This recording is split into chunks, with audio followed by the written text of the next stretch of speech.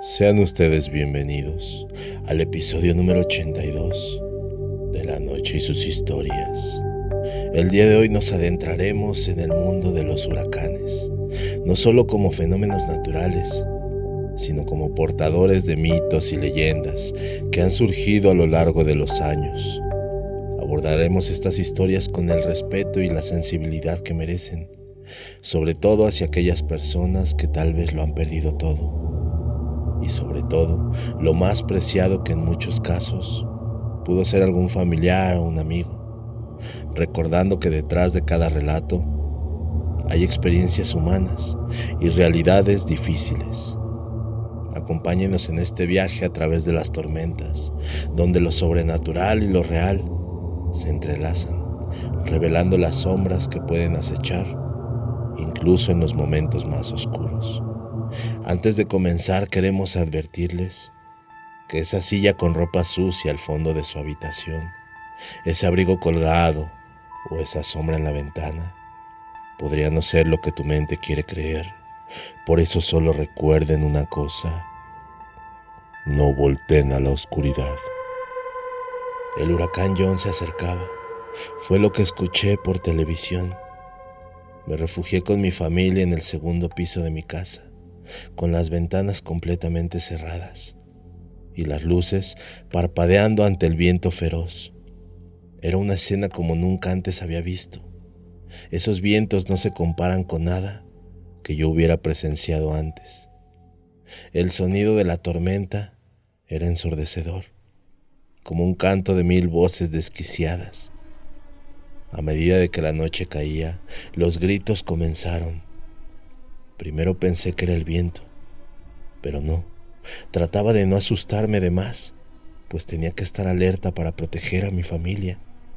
Eran voces, lamentos, que se entrelazaban con el rugido del huracán.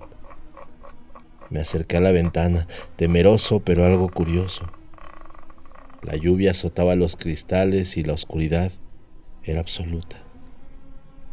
¿Hay alguien ahí?, grité, aunque sabía que la respuesta sería solo el eco de mi propia voz. Entonces un grito desgarrador atravesó la tormenta, más cercano, más humano. ¿Pero realmente eso era algo humano?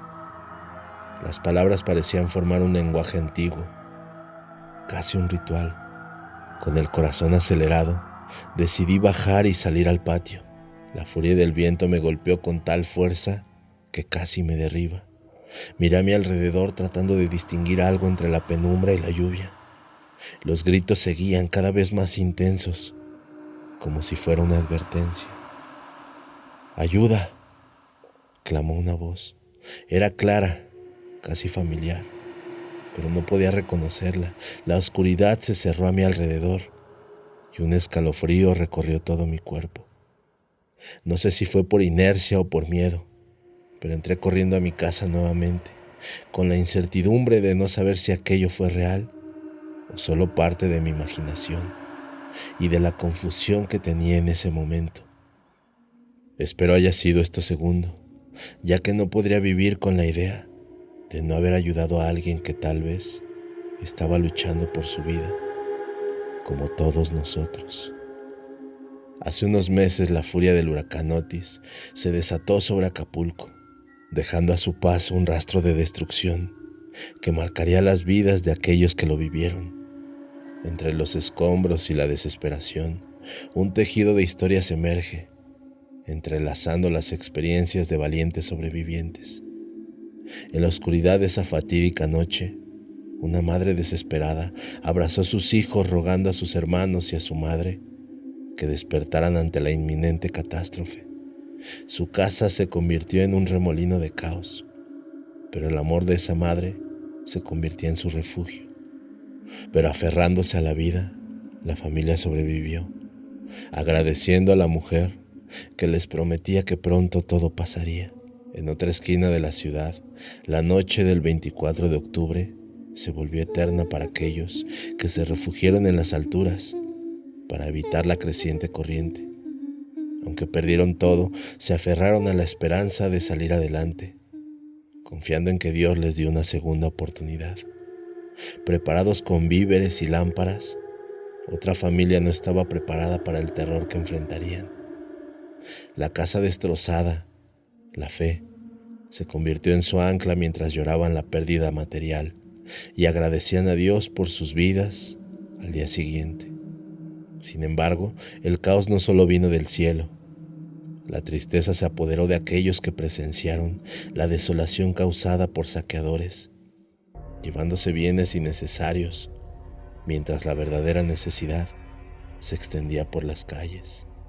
En medio de los vientos aterradores, los sonidos de las láminas volando, un hombre enfrentó el miedo con su mascota muy asustado. A pesar de todo, la familia se mantenía fuerte, agradeciendo a Dios por protegerlos. Otras voces se unen al coro de historias, algunas marcadas por la tragedia de perder seres queridos. La noche triste se vuelve más oscura para aquellos que lloran a sus sobrinos perdidos, cuestionando las cifras oficiales que minimizan la magnitud del dolor. Y así, en medio del caos, un relato sorprendente emerge. Desde el cielo, testigos hablan de figuras humanas volando, pidiendo auxilio, ángeles caídos o almas perdidas. La línea entre la realidad y la pesadilla se desdibuja. La tormenta ha pasado, pero sus huellas perdurarán en el tejido de estas vidas entrelazadas. En Acapulco, la lucha por la supervivencia continúa, y mientras algunos intentan superar el miedo que persiste en cada rincón, otros enfrentan un trauma que amenaza con ahogarlos en el eco de la tormenta. Vivo en San Pedro, sobre Morones Prieto, y pues enfrente queda el río Santa Catarina. Un día mi mamá tenía una reunión en una de las colonias que están en el margen del río, y como ya iban a ser las 8 de la noche, me pidió que la acompañara. En ese tiempo apenas estaban construyendo los puentes y había una especie de vado, pero para evitar ir a rodear, le dije que bajáramos por el río, ya que por ahí algunos de la colonia del margen pasaban y ya tenían como los caminos marcados para subir y bajar por el río. Nos fuimos por ahí y ya íbamos en el río. Entonces, mientras más nos acercábamos, como que los caminos no se notaban, se iban perdiendo. Entonces ya estábamos llegando y nos detuvimos a ver por dónde subir, cuando de repente escuchamos que gritaron: ¡ayuda! Yo volteé, pero no había nadie en el río ni en la banqueta.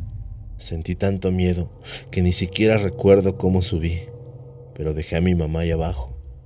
Cuando ella subió, había unas señoras platicando. Les preguntamos que si escucharon el ruido y los gritos. Claro que la respuesta por parte de ellas fue que no habían escuchado nada. Ya después le contamos a mi abuelita. Nos dijo que tal vez son espíritus de la gente que se llevó el agua y nunca fue encontrada a raíz del huracán Gilberto. Recuerden que si les gusta el contenido pueden suscribirse al canal. Dándole like o dejando algún comentario nos ayudan para seguir trayendo más historias como estas. Nos pueden seguir en nuestras redes sociales como La Noche y sus Historias. Les cuento que las láminas del vecino comenzaron a caernos encima, como espadas afiladas, cortando nuestra lámina de asbesto. Luego, el aire comenzó a papalotear nuestras láminas hasta arrancarlas, y el agua se metía por todos lados. Para salirnos, la puerta no nos dejaba, porque con la misma nos empujaba. Afuera el arroyo bajando y los cables, las láminas galvanizadas cayendo y cortando. Pensé que en cualquier momento nos caería una casa encima, ya que estas son de 4 pisos y estamos en medio. Ha sido peor que cualquier terremoto. Lo que la gente también cuenta es que vieron 2 serpientes en el cielo, y al otro día en el río del Camarón se veía el rastro donde se arrastró aquel animal. Al menos eso es lo que la gente de ahí contó. Yo tengo un familiar que trabaja en la marina. Él nos contó con tiempo que nos preparáramos, pues sería la última lluvia, pero con mucho más fuerza. Nos dijo que ya sabían lo que pasaría, y también nos contó después del huracán. Nos llamamos y nos platicó que vio algo que nunca pensó o imaginó ver. A él le tocaba hacer guardia esa noche que llegaba el huracán Otis. Estaba viendo al cielo y de repente vio un relámpago y vio como una serpiente descendía rápidamente al mar. Se quedó perplejo, jamás imaginó ver algo así. Después, el mar comenzó a tornarse agitado y fue cuando escuchó a la mar llorar y el aire comenzaba a sentirse más fuerte. Entonces comenzaron a resguardarse. Pasó el desastre y cuando salió, vio como de nuevo ascendía el animal al cielo. Le dijo a su compañero si lo veía. Él le dijo que no veía nada, que estaba loco. Mi familiar me dice que no sabe si alguien más lo vio. Pero cuando él pudo ver aquella serpiente, sintió mucho miedo. Esto nos remonta al rollo de Selden, que es un rollo pintado, un manuscrito mexicano del siglo XVI, de la región de Coixtlahuaca, que incorpora elementos mixtecos y aztecas. Probablemente registraron mitos sobre el origen y la migración de antepasados divinos, donde se hace presente alguna de sus representaciones de una serpiente. También el Códice Baranda, en él se representa que una serpiente que nos remite a un mito de origen cuyo registro se ha conservado tanto en documentos del siglo XVI como en la tradición oral de algunos pueblos oaxaqueños contemporáneos. Se conoce como el mito de la serpiente. En las zonas montañosas del Pacífico mexicano, en los estados de Guerrero y Oaxaca, persisten mitos que datan de la época prehispánica, especialmente entre las personas mayores.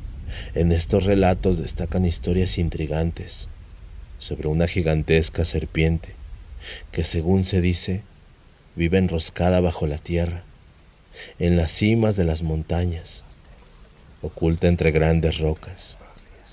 Este mito, documentado en diversos códices oaxaqueños, se ha transmitido desde tiempos prehispánicos y sigue vigente hoy en día.